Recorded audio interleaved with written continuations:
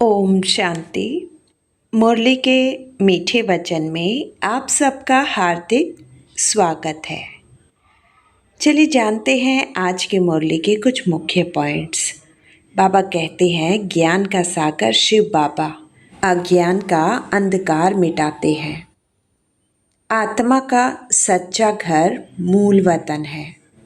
बाबा कहते हैं बाप के साथ मिलकर विश्व की रूहानी सेवा करें। माया के तूफानों से बचने के लिए बाबा को याद करें। योग की अग्नि से आत्मा को पवित्र और शक्तिशाली बनाएं। पुरानी दुनिया से वैराग्य रख नई दुनिया की तैयारी करें। आइए प्रेम से सुनते हैं 31 जुलाई 2026 की अमृतवाणी। पर उससे पहले सच्चे दिल से पापा को याद करके कमेंट में ओम शांति जरूर लिखिएगा।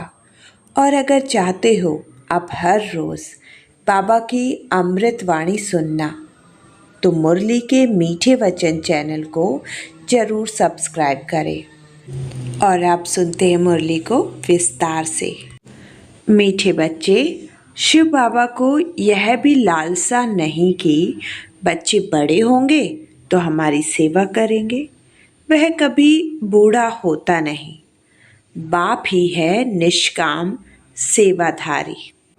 प्रश्न: भोलानाथ शिव बाबा हम सब बच्चों का बहुत बड़ा ग्राहक है, कैसे? उत्तर: बाबा कहते, मैं इतना भोला ग्राहक हूँ जो तुम्हारी सब पुरानी चीज़ें खरीद कर लेता और उसके रिटर्न में सब नई नई चीज़ें देता हूँ। तुम कहते हो बाबा यह तन मन धन सब बाप का है, तो उसकी एवजा में तुम्हें ब्यूटीफुल तन मिल जाता, अपार धन मिल जाता। गीत: भोलानाथ से निराला न कोई। ओम शांति। यह भक्ति मार्ग में गीत गाते हैं। जो भी गीत है सब भक्ति मार्ग के हैं। उनका भी अर्थ बाप समझाते हैं। बच्चे भी समझ जाते हैं कि भोलानाथ किसको कहा जाता है। देवताओं को भोलानाथ नहीं कहेंगे। गाया हुआ है, सुदामा ने तो 2 मुट्ठी अन्न की दी तो महल मिल गए, तो भी कितने समय के लिए? 21 जन्म के लिए। अब बच्चे समझते हैं कि बाप आकर के भारतवासियों को बरोबर हीरे जवाहरातों के महल देते हैं। किसकी एवज में देते हैं? बच्चे कहते हैं बाबा यह तन मन धन सब आपका है, आपका ही दिया हुआ है। किसी को बच्चा पैदा हुआ तो कहते हैं भगवान ने दिया। धन के लिए भी कहते हैं भगवान ने दिया। कहने वाले कौन है? आत्मा। भगवान अर्थात बाप ने दिया।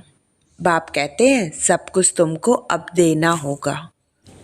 उसकी एवज में हम तुमको बहुत ब्यूटीफुल तन ट्रांसफ़र कर देंगे, अपार धन देंगे। लेकिन किसको देंगे? जरूर बच्चों को ही देंगे। लौकिक बाप से अल्पकाल के लिए धन मिला है। बेहद का बाप हमको बेहद का वर्षा देंगे। बाप समझाते हैं ज्ञान और भक्ति में दिन रात का फ़र्क है। भक्ति में अल्पकाल के लिए मिलता है। धन है तो सुख है। धन के बगैर मनुष्य कितने दुखी होते हैं। बच्चे जानते हैं बाबा हमको अथाह धन देते हैं, इसलिए खुशी होती है। सुख धाम में तो सुख की कोई कमी नहीं। हर एक को अपनी अपनी राजधानी है। उसको कहा जाता है पवित्र गृहस्थ आश्रम। तो बाप कितना भोला है, क्या लेते हैं और क्या देते हैं। कितना अच्छा ग्राहक है बाप। यूं भी बच्चों का तो बाप ग्राहक ही है। बच्चा पैदा हुआ, सारी मिल्कियत उनकी है। वह होते हैं हद के ग्राहक। यह है बेहद का भोलानाथ। बेहद के बच्चों का ग्राहक। बाप कहते हैं, मैं परम धाम से आया हूँ। पुराना सब कुछ तुमसे लेकर नई दुनिया में तुमको सब कुछ देता हूँ, इसलिए दाता कहा जाता है। दाता भी इन जैसा और कोई नहीं, निष्काम सेवा करते हैं। बाप कहते हैं, मैं निष्कामी हूँ, मेरे को कोई भी लालसा नहीं।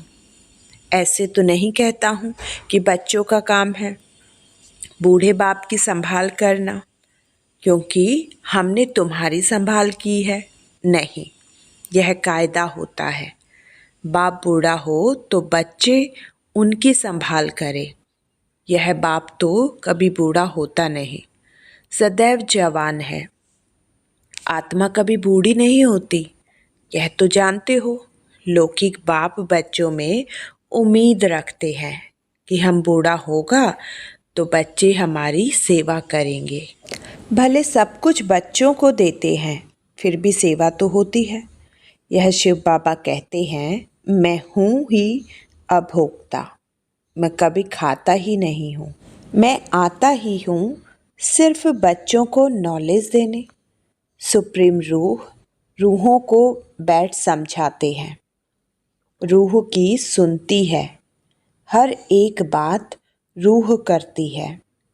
संस्कार भी रूह ले जाती है, जिसके आधार पर शरीर मिलता है। यहाँ मनुष्यों की अनेक मतें हैं। कोई कहते हैं रूह परमात्मा ही ठहरा, उनको कुछ भी लेप छेप नहीं लगता है, आत्मा निर्लेप कह देते हैं। अगर आत्मा निर्लेप होती तो क्यों कहते पाप आत्मा पुण्य आत्मा। अगर आत्मा निर्लेप है तो कहा जाए पाप शरीर पुण्य शरीर। अभी तुम जानते हो कि सभी आत्माओं का रूहानी बाप हम रूहों को पढ़ा रहे हैं इस शरीर द्वारा। आत्मा को बुलाते भी है ना, कहते हैं हमारे बाप की आत्मा आई, टेस्ट ली। आत्मा ही टेस्ट लेती है, बाप तो ऐसा नहीं कहेंगे। वो तो अभोक्ता है। ब्राह्मणों को सिखाते हैं आत्मा आती है, कहाँ तो विराजमान होती होगी। ब्राह्मणों आदि को खिलाना भारत में कॉमन बात है। आत्मा को बुलाते हैं, उनसे पूछते हैं, फिर कई बातें उनकी सच्ची भी निकलती है। यह पितृ आदि खिलाना, यह भी ड्रामा में नुद्ध है। इसमें कोई वंडर नहीं खाना चाहिए। बाप नटशेल में ड्रामा के राज को बुलाते हैं। डिटेल तो इतनी ड्रामा की समझानी दे नहीं सकते, एक एक की समझाने में ही वर्ष लग जाए। तुम बच्चों को बड़ी सहज शिक्षा मिलती है।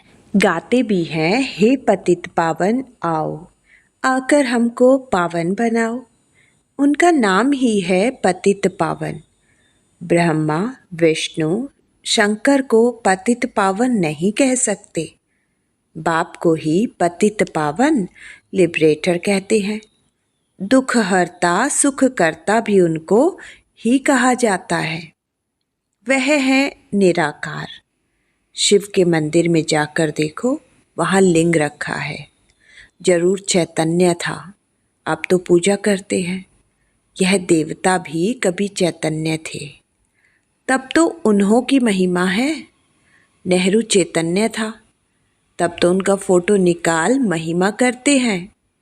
कोई अच्छा काम करके जाते हैं तो उनका जड़ चित्र बनाए महिमा करते हैं। पवित्र की ही पूजा करते हैं, कोई भी मनुष्य की पूजा नहीं कर सकते। विकार से पैदा होते हैं ना, तो उनकी पूजा नहीं हो सकती। पूजा देवताओं की होती है जो सदैव पवित्र होते हैं। तुम जानते हो बाप आया था, फिर अब संगम पर आया है स्वर्ग की स्थापना करने। फिर द्वापर से रावण राज्य शुरू होगा। रावण राज्य शुरू होने से झट शिव का मंदिर बनाते हैं। अभी तो चैतन्य में नॉलेज सुना रहे हैं। वह सत्य है, चैतन्य है, उनकी ही महिमा गाते हैं। निराकार को शरीर तो चाहिए ना, तो बाप ही आकर विश्व को हेवन बनाते हैं। उस हेवन में राज्य करने के लिए तुम पुरुषार्थ कर रहे हो, स्वर्गवासी तुम बन रहे हो। निराकार परम पिता परमात्मा ज्ञान का सागर है, परंतु सुनाएं कैसे? कहते हैं मैं इस शरीर में आया हूँ, मेरा ड्रामा में यह पार्ट है। मैं प्रकृति का आधार लेता हूँ। यह जो पहले नंबर का है, इनके ही बहुत जन्मों के अंत में मैं आकर प्रवेश करता हूँ और इनका नाम ब्रह्मा रखता हूँ। पहले यह सब भट्टी में थे तो बहुतों को नाम दिए थे, परंतु बहुतों ने फिर छोड़ दिया, इसलिए राम रखने से क्या फ़ायदा। तुम वह नाम देखो तो वंडर खाओ। एक ही साथ सब इकट्ठे कितने रमणीक नाम आए। संदेशी नाम ले आती थी, वह लिस्ट भी जरूर रखनी चाहिए। सन्यासी भी जब सन्यास करते हैं तो उनका भी नाम बदल जाता है, घर बार छोड़ देते हैं। तुम छोड़ते नहीं हो, तुम ब्रह्मा के आकर बनते हो, शिव के तो हो ही। तुम कहते ही हो बाप दादा। सन्यासियों का ऐसा नहीं होता है, भले नाम बदलते हैं परंतु शिव बाबा नहीं मिलता, उनको सिर्फ गुरु मिलता है। हठ योगी हठ के सन्यासी, राजयोगी बेहद के सन्यासी में रात दिन का फर्क है। गाया भी जाता है ज्ञान, भक्ति और वैराग्य। उनको भी वैराग्य है, परंतु उनका है घर बार से वैराग्य। तुमको सारी दुनिया से वैराग्य है, उनको पता ही नहीं कि सृष्टि बदलती है। तुम्हारा है बेहद का वैराग्य। यह सृष्टि खल्लास होनी है, तुम्हारे लिए नई दुनिया बन रही है। वहाँ जाना है, परंतु पावन होने बगैर तो वहाँ जा नहीं सकते। दिल में जंचता है, बरोबर नई दुनिया में देवी देवताओं का राज्य था जो बाप अब स्थापन करते हैं। तुम जानते हो, शिव बाबा को याद करने से हम पुण्य आत्मा बन जाएंगे। है बड़ा सहज, परंतु याद भूल जाती है। भक्ति मार्ग की रस्म रिवाज बिल्कुल ही अलग है। वापस अपने घर तो कोई जा नहीं सकता, पुनर्जन्म सबको जरूर लेना है। घर जाने का समय एक ही है, फलाना मोक्ष को प्राप्त हुआ। यह तो गपोड़ा है। बाप कहते हैं कोई भी आत्मा बीच से वापस नहीं जा सकती, नहीं तो सारा खेल बिगड़ जाए। हर एक को सतो रजो तमो में जरूर आना है। मोक्ष के लिए तो बहुत आते हैं, समझाया जाता है, मोक्ष होता नहीं। यह तो अनादि बना बनाया ड्रामा है, वह कभी बदली नहीं हो सकता। मक्खी यहाँ से पास हुई, फिर 5000 वर्ष बाद ऐसे ही पास होगी। यह तो जानते हैं। बाबा कितना भोला है। पतित पावन बाप अपने परम धाम से आते हैं पाठ बजाने, वही समझाते हैं यह ड्रामा कैसे बना हुआ है, इसमें मुख्य कौन कौन है। जैसे कहते हैं ना कि सबसे साहूकार कौन इस दुनिया में, उसमें नंबरवार नाम निकालते हैं। तुम जानते हो सबसे साहूकार कौन है? वह कहेंगे अमेरिका। परंतु तुम जानते हो स्वर्ग में सबसे साहूकार यह लक्ष्मी नारायण बनते हैं। तुम पुरुषार्थ करते हो भविष्य के लिए, सबसे बड़ा साहूकार बनने के लिए। यह रेस है। इन लक्ष्मी नारायण जैसा साहूकार कोई होगा? अल्लाह अव्वल दिन की भी स्टोरी बनाते हैं। ठक्का करने से कुबेर का खजाना निकल गया। बहुत किस्म किस्म के नाटक बनाते हैं। अभी तुम्हारी बुद्धि में है, यह शरीर छोड़ स्वर्ग में जाएंगे। हमको कारून का खजाना मिलेगा। बाप कहते हैं, मुझे याद करने से माया एकदम भाग जाएगी। बाप को याद नहीं करते तो माया फिर तंग करती है। कहते हैं, बाबा हमको माया के तूफान बहुत आते हैं। अच्छा, बाप को बहुत प्यार से याद करो तो तूफान उड़ जाएंगे। बाकी नाटक आदि बैठ बनाए हैं। बात है कुछ भी नहीं। बाप कितना सहज बताते हैं। सिर्फ बाप को याद करो तो तुम्हारे में जो अलाएं हैं वह निकल जाएंगी और कोई तकलीफ नहीं देते हैं। आत्मा जो पवित्र सच्चा सोना थी वह अब झूठी बन गई है, फिर सच्ची बनेगी इस याद अग्नि से। आग में डालने बगैर सोना पवित्र हो न सके तो इसको भी योग अग्नि कहते हैं। है याद की बात। वो लोग तो अनेक प्रकार के हठ योग सिखलाते हैं। तुमको तो बाप कहते हैं, उठते बैठते याद करो। आसन आदि कहाँ तक तुम लगाएंगे? यह तो चलते फिरते काम करते याद में रहना है। भले बीमार हो तो यहाँ लेट कर भी बाप को याद कर सकते हो। शिव बाबा को याद करो और चक्र फिराओ, बस। उन्होंने फिर लिखा है, गंगा का तट हो, अमृत मुख में हो। गंगा के किनारे तो गंगा जल ही मिलता है, इसलिए मनुष्य हरिद्वार में जाकर बैठते हैं। बाप तो कहते हैं, तुम कहाँ भी बैठो, भले बीमार हो, सिर्फ बाप को याद करो। स्वदर्शन चक्र फिराते रहो तब प्राण तन से निकले। यह प्रैक्टिस करनी पड़े। उस भक्ति मार्ग की बातों में और इस ज्ञान मार्ग की बातों में कितना रात दिन का फर्क है। बाप की याद से तुम स्वर्ग के मालिक बन जाएंगे। वह तो लड़ाई वालों को कहते हैं, जो युद्ध के मैदान में मरेगा वह स्वर्ग में जाएगा। वास्तव में युद्ध यही है। उन्होंने कौरवों पांडवों का लश्कर दिखाया है। महाभारत लड़ाई हुई, फिर क्या हुआ? रिजल्ट कुछ भी नहीं। बिल्कुल ही घोर अंधियारा है। कुछ भी समझते नहीं, इसलिए अज्ञान अंधियारा कहा जाता है। बाप फिर रोशनी करने आया है। उनको ज्ञान का सागर, नॉलेजफुल कहा जाता है। अभी तुमको भी सारा ज्ञान मिला है। वह है मूल वतन, जहाँ तुम आत्माएं रहती हो। उनको ब्रह्मांड भी कहा जाता है। यहाँ रुद्र यज्ञ रचते हैं। तो पाप के साथ साथ तुम आत्माओं की भी पूजा करते हैं, क्योंकि तुम बहुतों का कल्याण करते हो। बाप के साथ तुम भारत की खास और दुनिया की आम रूहानी सेवा करते हो।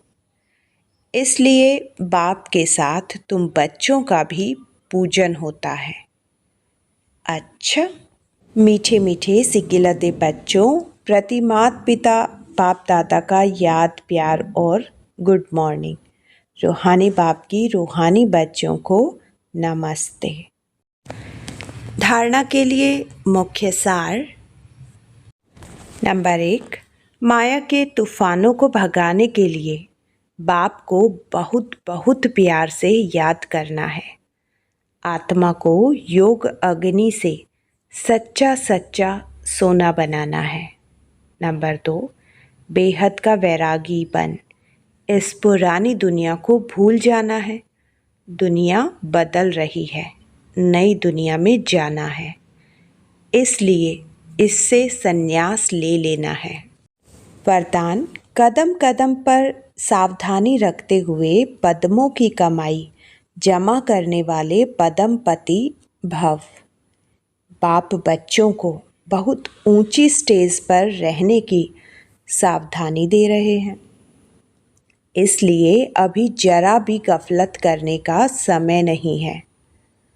अब तो कदम कदम पर सावधानी रखते हुए कदम में पद्मों की कमाई करते पद्मपति बनो। जैसे नाम है पद्मापदम, भाग्यशाली, ऐसे कर्म भी हो। एक कदम भी पद्म की कमाई के बगैर न जाए तो बहुत सोच समझकर श्रीमत प्रमाण हर कदम उठाओ। श्रीमत में मन मत मिक्स नहीं करो। स्लोगन: मन को ऑर्डर प्रमाण चलाओ तो मन मनाभव की स्थिति स्वतः रहेगी। अव्यक्त इशारे ज्वाला स्वरूप स्थिति में रह शक्तिशाली याद का अनुभव करो। याद को शक्तिशाली बनाने के लिए विस्तार में जाते सार की स्थिति का अभ्यास कम न हो। विस्तार में सार भूल न जाए। खाओ पियो सेवा करो, लेकिन न्यारेपन को नहीं भूलो। साधना अर्थात शक्तिशाली याद, निरंतर बाप के साथ दिल का संबंध। साधना इसको नहीं कहते कि सिर्फ योग में बैठ गए, लेकिन जैसे शरीर में बैठते हो वैसे दिल, मन, बुद्धि एक बाप की तरफ बाप के साथ साथ बैठ जाए। ऐसी एकाग्रता ही ज्वाला को प्रज्वलित करेगी। तो मीठे बच्चों, आज की मुरली हमें सिखाती है कि बाबा की शक्तिशाली याद ही माया पर विजय दिलाती है और हमें नई दुनिया का अधिकारी बनाती है। आइए हर कदम श्रीमत पर चले और अपने दिल, मन और बुद्धि को सदा एक बाबा से जोड़ कर रखें। तो आइए आज से एक छोटी सी शुरुआत करते हैं। अगर आपको आज की मुरली का यह सार पसंद आया हो तो वीडियो को लाइक करें, अपने सभी भाई बहनों के साथ शेयर करें और रोज़ाना ऐसी ही मधुर मुरली सुनने के लिए मुरली के मीठे वचन चैनल को सब्सक्राइब जरूर करें। मीठे बच्चों, जैसे बाबा हमें स्वयं याद में रहने और श्रेष्ठ बनने की शिक्षा देते हैं, वैसे ही हमारा कर्तव्य है कि हम यह ज्ञान और बाबा की याद का संदेश अधिक से अधिक आत्माओं तक पहुंचाएं। तो आइए स्वयं भी बाबा की याद में रहें और दूसरों को भी याद का मार्ग दिखाएं। और अब अंत में सच्चे दिल से बाबा को याद करके कमेंट में ओम शांति जरूर लिखिएगा।